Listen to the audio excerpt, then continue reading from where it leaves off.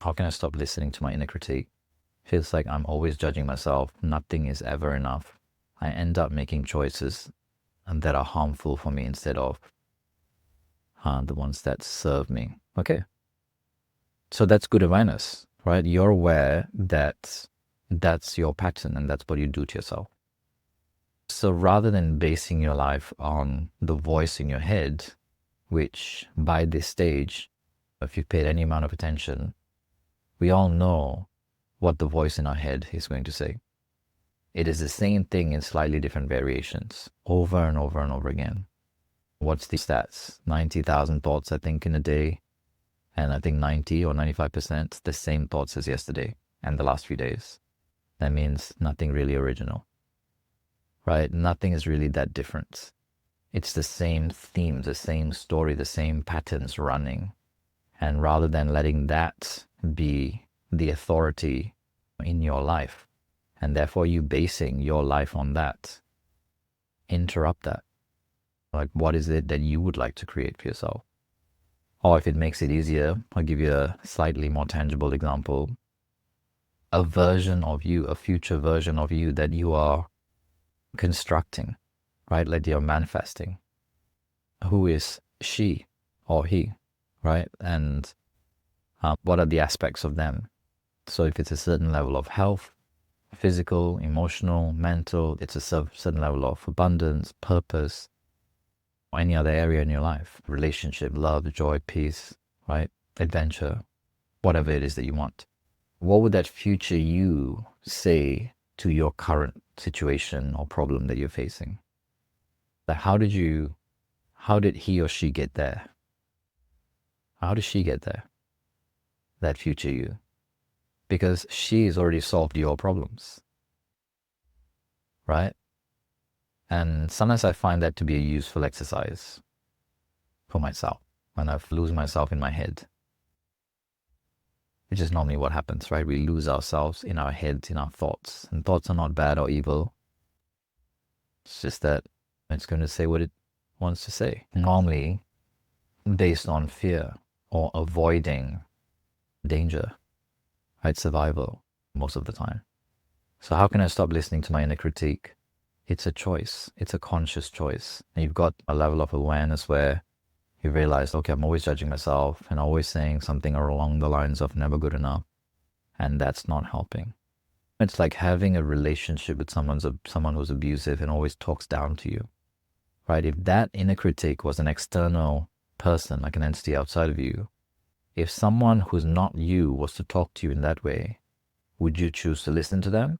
Or would you choose to put your attention, energy, focus into someone else, right? Like someone else who is going to be helpful to you.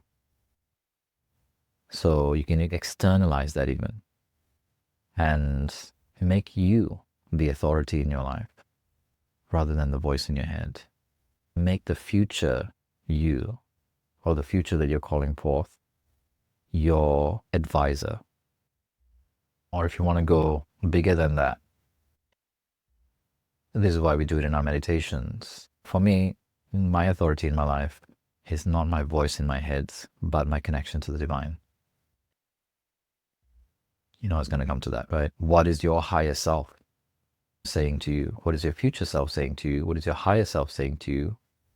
And in the eyes of the divine, if you had a chance to speak to the divine, which by the way, we do every second, every moment of our lives, and we've got instant connection, better than full fiber optic, instant. What would the divine say to you? Am I good enough? Or if that's too much, right, too big an idea or too crazy and it's still going through a process of healing your connection to the divine, find this, talk to your heart then. Close your eyes, put your hand in your heart, and what does your heart say rather than your head? Is it true that I'm not good enough? It'll give you an instant answer. It won't think because it doesn't need thinking and it can't think. The heart doesn't need thinking. It'll just tell you that's not true. What is the truth? Well, I'm loved, I'm lovable, I'm enough, I'm abundant, I'm expansive, I'm infinite. Or something along those lines. And then it's a matter of your choice of where and how much of your focus and energy you put into what, which voice. So that's great. You've got an awesome level of awareness now. You can see, okay, I base myself on these thoughts in my head and I always choose something harmful or not useful to me. and I'm not liking the result that I'm getting. I would actually like those results, not these ones that I've got right now. Okay, what needs to be different? Without making it a big deal, like without making it a big drama, because the head will want to make it a drama, like a soap opera. Some of us, it's a soap opera in our head. Some of us, it's a thriller. Some of us, is a mystery that we're solving. Some of us, it's a combination. Some of us, it's a romance, right? Like horror rom-coms.